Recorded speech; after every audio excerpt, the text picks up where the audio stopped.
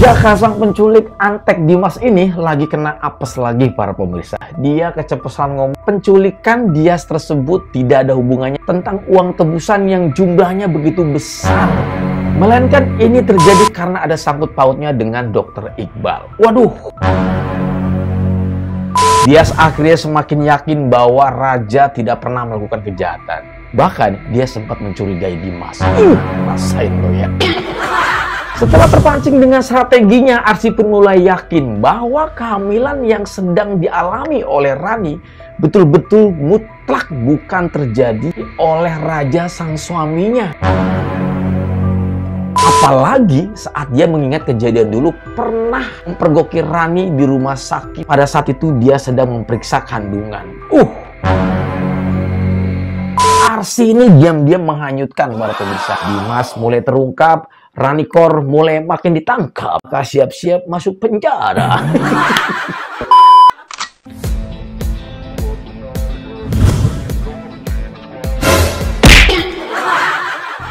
Halo guys, assalamualaikum warahmatullahi wabarakatuh. Selamat datang lagi teman-teman. Apa kabar kalian semua? Semoga sehat selalu, panjang umur, banyak rezeki, dan selalu dimudahkan segala urusannya. Amin guys ya. Semoga doa saya yang dijabah, dan semoga saja buat teman-teman yang mungkin baru pertama kali gabung dengan channel ini suka dengan apa yang sedang saya persembahkan untuk kalian semuanya. Alright, kita akan membahas alur cerita dari sinetron drama series Angka di episode yang ke-53. Bener gak sih gue ngomongnya 53? Iya, 3 gini ya. Oh ini 33 kali ya. A few moments later. Cerita ini dimulai dari Arsy dan juga Raja, yang dimana kita tahu bahwa Raja saat ini lagi sibuk banget nih ya, pengen punya panggilan kata sayang terhadap istrinya. Dia lagi terobsesi dengan sosial media yang punya panggilan-panggilan nama sayang setiap kepada pasangannya masing-masing. Dia lagi bingung nih guys, dia lagi mikir apa yang pantas ya gitu kan. Akhirnya dia pun membolak-balik mencari kata-kata yang pas sehingga kata-kata panggilan sayang itu bisa terjadi di antara Raja dan juga Arsy. Alright. Gemes-gemes unyu nih kayaknya nih. Kemudian muncullah kata imoy. Imoy itu sama dengan imut, mungil ya, dan gemoy. Jadi inget-inget awal pertemuan mereka ya. Imut, mungil, dan gemoy. Wah, seru banget sih. Namun sayangnya dengan kata imoy tersebut Arsy kurang setuju teman-teman. Kenapa? Karena Arsy menganggap bahwa kata-kata itu terlalu kekanak-kanakan mungkin ya. Karena dia sadar bahwa saat ini dia sudah mulai dewasa, kita sudah menikah, umur kita sudah beda, nggak seperti cabai-cabian lagi mungkin ya. Mungkin ada yang cabai-cabian di sini. Akhirnya Arsy meminta kepada Raja, kalau bisa sih jangan imoy ya, tolong diganti sih sayang gitu ya. Dia pengen kata-katanya yang lebih gimana gitu ya. Dan akhirnya pada saat itu Raja pun langsung mulai berpikir lagi. Dia mengolak-alik dan mencari kata-kata yang pas. Kemudian Raja pun mengeluarkan kata honey. Setelah dipikir-pikir kata honey lumayan bagus dan Arsy juga lumayan suka.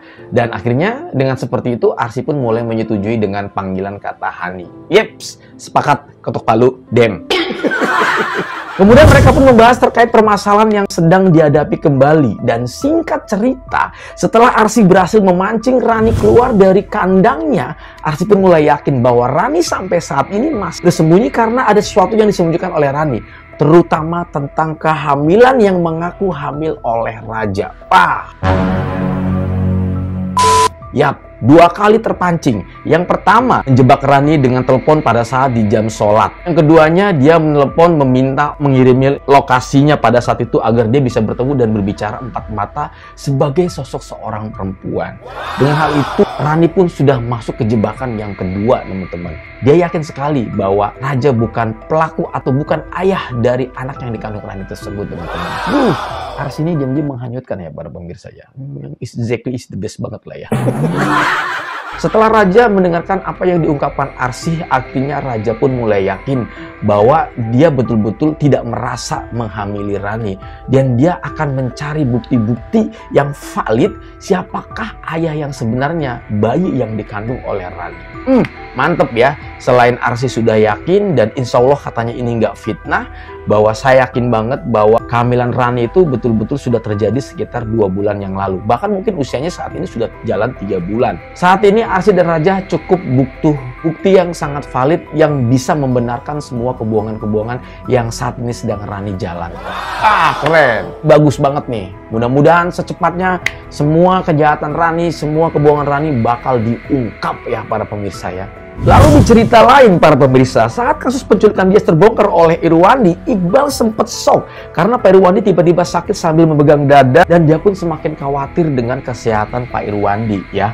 Karena penculik itu menteror Iqbal kan emosi banget tuh, marah-marah. Lalu nggak sengaja kan Pak Irwandi ngintip ya teman-teman ya. Kalian mungkin udah pada nonton. Dan pada saat itu akhirnya terbongkarlah. Dan mau tidak mau, si Iqbal ini menceritakan semua kejadiannya kepada Pak Irwandi. Ya sebetulnya kan Iqbal ini sama sekali nggak mau membocorkan masalah ini, terutama untuk Pak Irwandi dan juga keluarganya si Dias ini teman-teman ya. Yang dikhawatirkan oleh beliau tuh ya ini, nantinya malah justru membuat khawatir para keluarganya.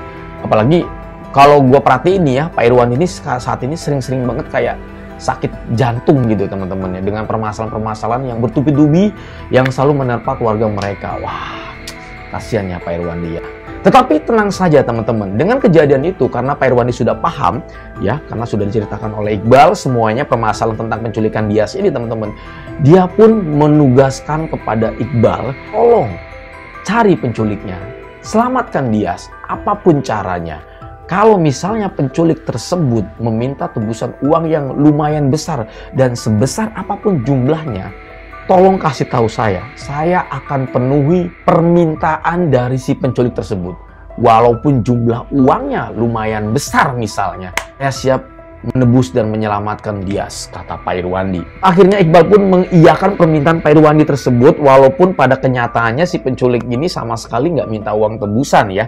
Kita tahu semua itu teman-teman. Lalu di sisi lain nih, Pak Irwandi juga sempat berpikir ya ketika semuanya sudah dibongkar sama si Iqbal ini teman-teman, bahwa pelaku penculikan Dias ini sepertinya masih orang yang sama yang dulu pernah menteror Pak Irwandi ya, terkait tentang kasus rumah tangganya Raja dan juga Arsy dan si pelakor Rani ini teman-teman. Di cerita lain teman-teman, kembali lagi si Jaka Antek Dimas pelaku penculikan Dias ini lagi ketiban apes teman-teman. Kalau kemarin itu sempat dibuat babak belur oleh Dias yang mencoba untuk melarikan diri dari sekapan dirinya, walaupun memang endingnya adalah Dias ketangkep kembali, tapi bukan itu problemnya. Dia waktu itu ketiban apes ya. Dia dipukul pakai kayu balok, kemudian juga dia dijejak, dia ditendang gitu kan, sampai akhirnya dia babak belur ya. Bisa dibilang penculik yang konyol yang ketiban apes ya. Dia babak belur oleh korban penculikannya sendiri. Kali ini dia ketiban apes karena dia keceplosan ngomong. Pada saat dia hendak memberikan makan siang kepada Dias, tiba-tiba dia sempat kaget tuh ya. Dia sempat kaget, Dias tidak ada di dalam ruangan penyekapan. Dia pun kalang kabut berusaha untuk mencari Dias. Dan akhirnya dia pun kaget ketika melihat Dias ternyata bukan kabur, melainkan dia sedang menggali lubang yang begitu besar, namun penggaliannya menggunakan alat sendok.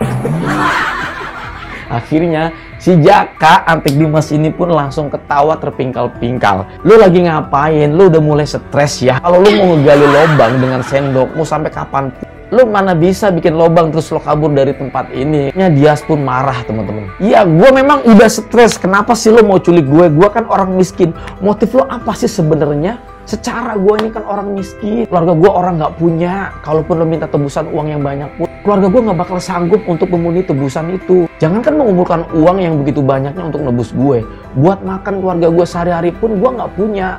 Jadi menurut gue mendingan lo bebasin gue daripada lu nggak jelas banget motif lu apa mau nyulik gua ini. Kemudian si penculik itu marah-marah kepada Dias teman-teman, bahwa Dias dianggapnya sangat rewel dan sangat berisik sekali. Kemudian dia berkata, berisik lo. Gua kasih tahu ya sama lu, gua nyulik lo itu bukan karena pengen tebusan uang yang banyak dari keluarga lo, tapi semua ini gara-gara si dokter Iqbal itu tuh, makanya gua mau nyulik lo.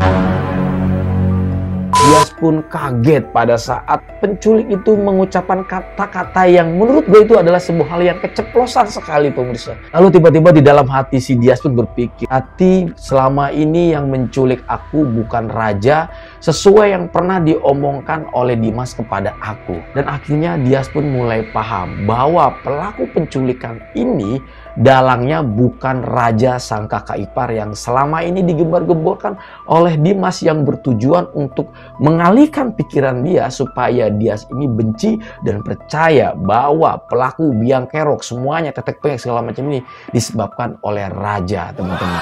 Jangan-jangan pelakunya adalah Dimas. Udah Dias, gimana caranya lo keluar? Ya, tenang aja, ada Iqbal mau nyelamatin lo. Kalau Iqbal belum berhasil nyelamatin lo, tenang, kita para netizen siap nyelamatin lo. Asal lo jangan cerewet, jangan minta makan siang ya sama kita ya. Salahnya makan lo kagak mau diajak makan warteg, pengennya yang resto-resto ya kan. Jadi nggak bisa, kita sama para netizen nyelamatin lo, udah nyelamatin doang ya, kagak ada acara tuh namanya makan-makan siang di restoran. Apalagi di Wolfgang. Oke guys, ini adalah alur cerita dari drama series Amka di episode yang ke-53 yang mungkin kalian semua sudah pada nonton, dan mungkin buat kalian yang mungkin sama sekali belum nonton, kalian cukup mendengarkan cerita saya yang lumayan singkat, padat, dan insya Allah bisa dimengerti oleh kalian. Tetapi apabila konten ini tidak bisa dimengerti oleh kalian, saya minta maaf ya, karena saya manusia biasa. Mudah-mudahan ini bisa menghibur kalian semuanya. Alright, sampai ketemu di video berikutnya. Gua Nudiri pamit. Assalamualaikum warahmatullahi wabarakatuh dan bye-bye.